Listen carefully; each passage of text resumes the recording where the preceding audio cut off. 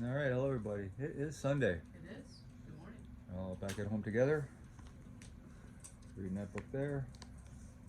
Moving on to a new section today, the tribes of Israel.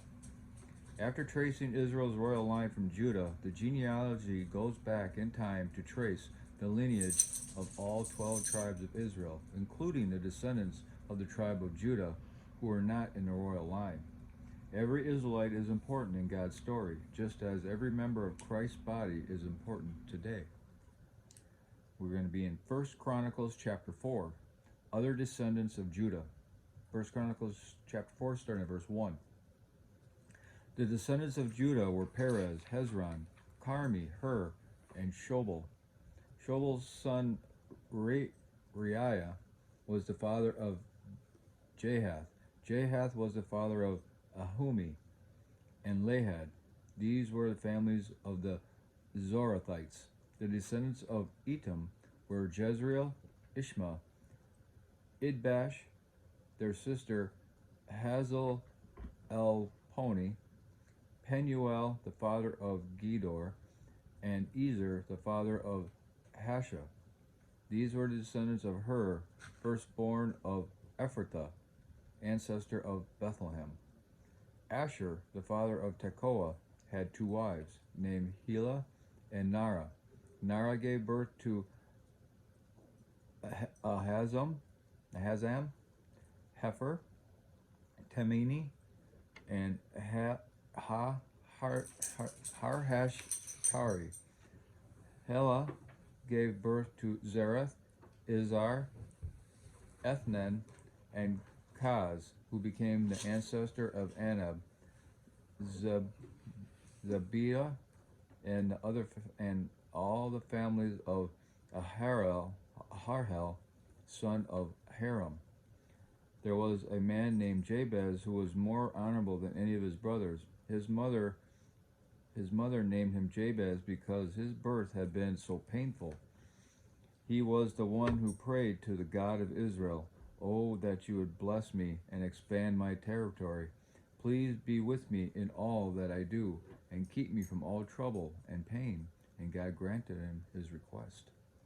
Caleb, the brother of Shuha, was the father of Meher. Meher was the father of Eshton.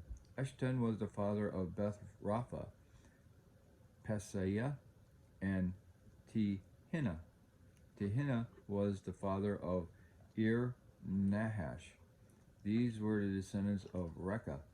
The sons of Kenaz were Othniel and Sariah. Othniel's sons were Hathath and Meanothai. Meanothai was the father of Ophrah. Sariah was the father of Joab and the founder of the valley of craftsmen, so called because they were craftsmen. The sons of Caleb, son of Jephunneh, were Eru, Elah, and Nahum. The son of Elah was Kenaz.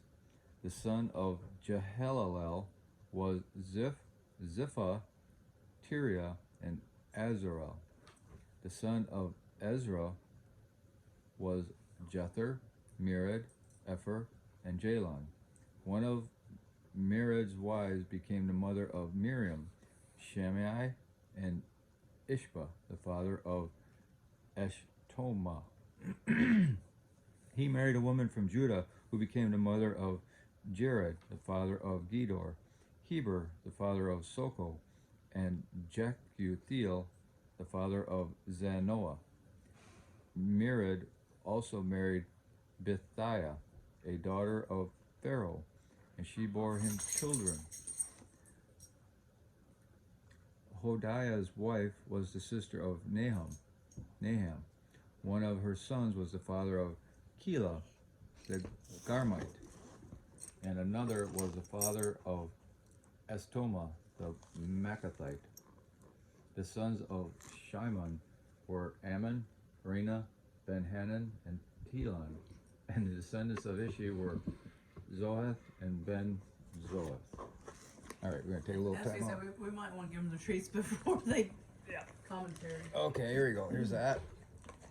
There you go. Otherwise, we're gonna- Oh, man. There we go.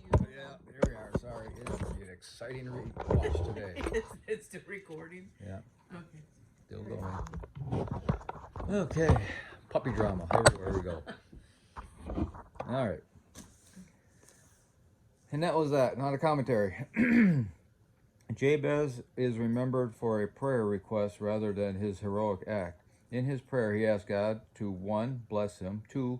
Help him in his work, expand my territory, and 3. Be with him in all he did, and 4. Keep him from trouble and pain. Jabez acknowledged God as the true center of his life.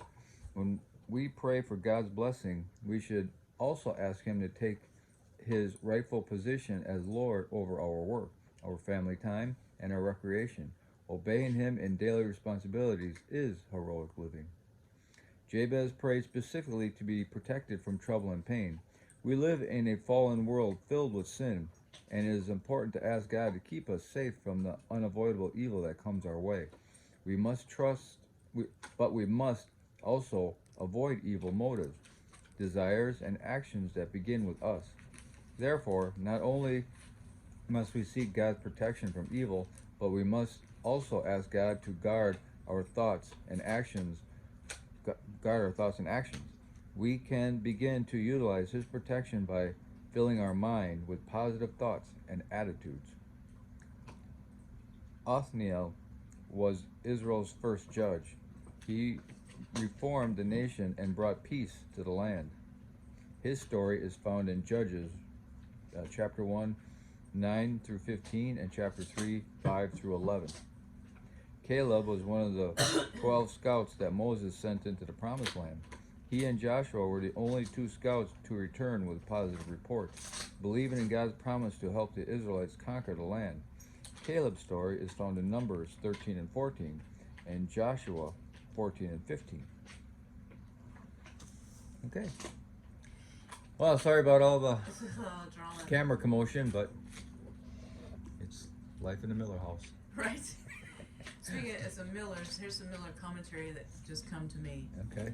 We go through I've talked several times about how I perceive this list of names to be a little bit difficult, monotonous, and we look at it and we don't really see a whole lot of, in our culture, benefit for it, but it is important, or it wouldn't be in the Bible.